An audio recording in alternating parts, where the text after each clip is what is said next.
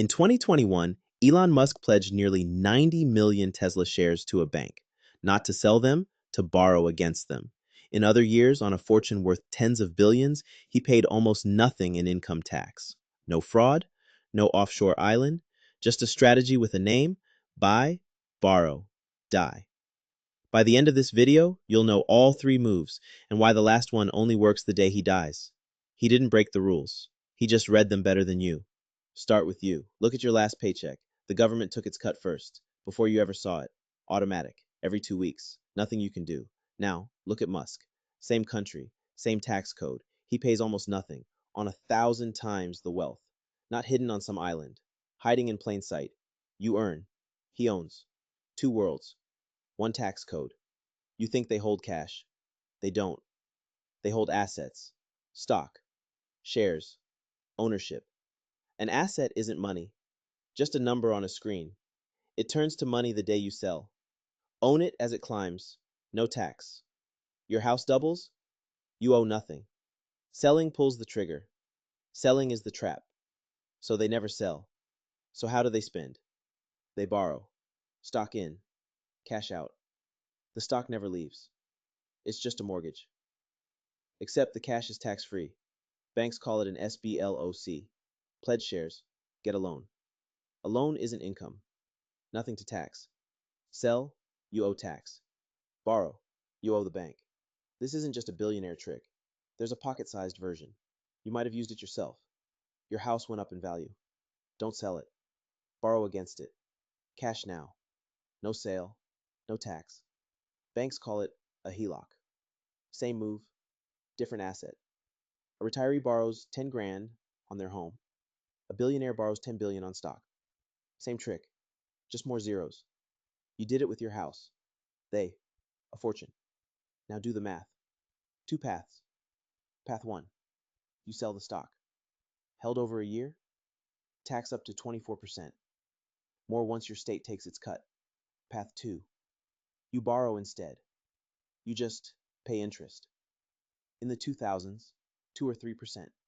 Dirt cheap. Today it's 7 to 10%. Tighter. But it still buys one thing: time. The bill doesn't come now. And the stock keeps growing behind them. Borrowing doesn't erase the bill. It postpones it. Why does the bank love this? It's the safest loan they make. Your collateral is priced every second.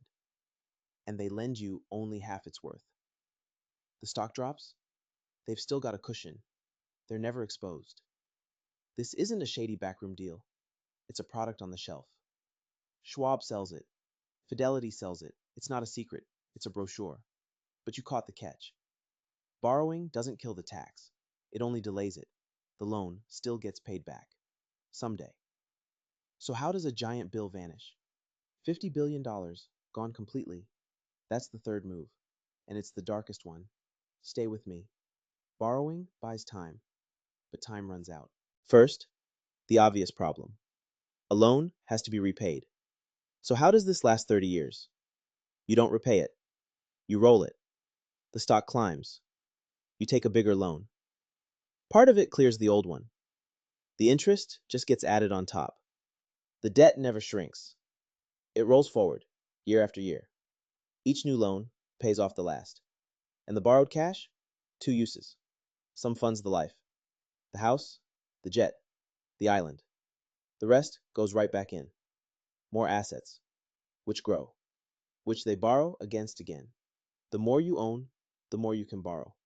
The loan never gets paid. It just rolls. Until the day it can't. Here's the move nobody says out loud. You die. Your heirs inherit the stock. At today's price. Not what you paid. It has a boring name. It's the whole game. You bought at 1 million. Worth 50 million the day you die. A 49 million gain. Waited on for decades. Gone. Reset to zero. The estate pays off the loan. The tax bill never arrives. The gain didn't get taxed. It got buried. A law professor named all three moves. Buy, borrow, die. Buy an asset.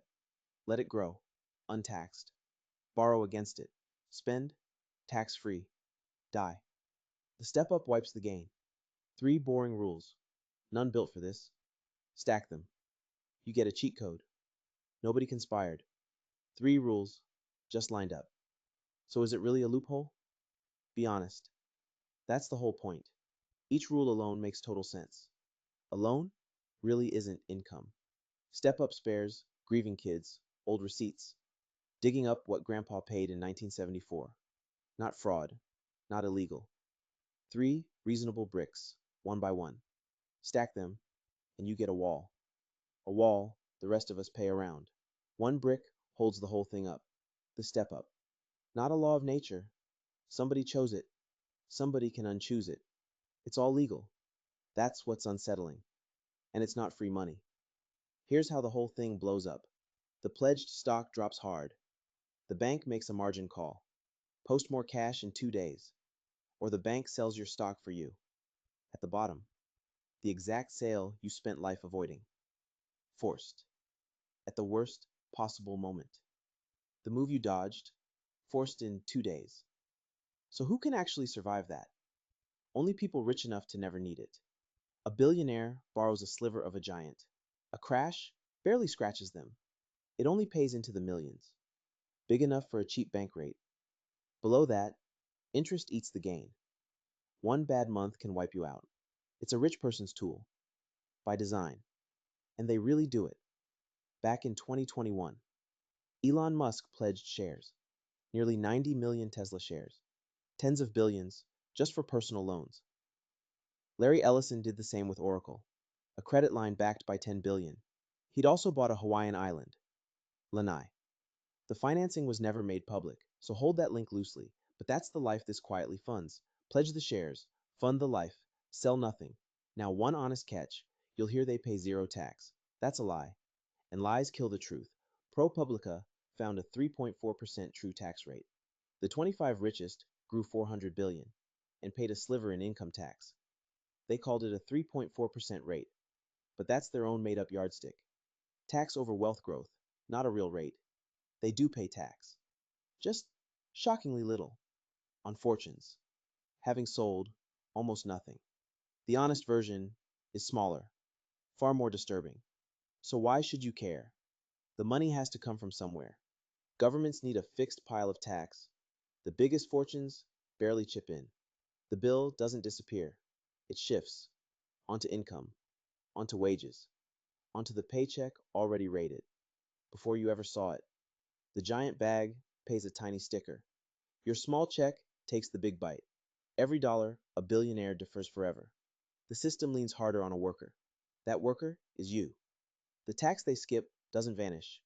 It lands on you. So, there are the 3 moves. Buy, borrow, die. Remember Musk's 90 million shares?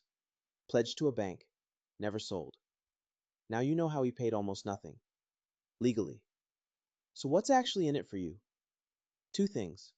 1, the version that's yours. The day you hold a home, a portfolio. You can borrow against them instead of selling. A HELOC, a small securities line. Same lever, scaled to your life. It's not a get-rich trick. It's a keep more of what's yours one. 2, and this is the real lesson. The whole game only works if you own. The rich don't have bigger paychecks. They hold assets. Income gets taxed on the way in. Assets get borrowed against, tax-free. The move was never to earn more. It's to own. Don't just earn. Own. Most people never see why the rich don't sell. Now you do. And the day you own something real, you're in the same game. Eyes open. They didn't beat the system. They stopped earning and started owning.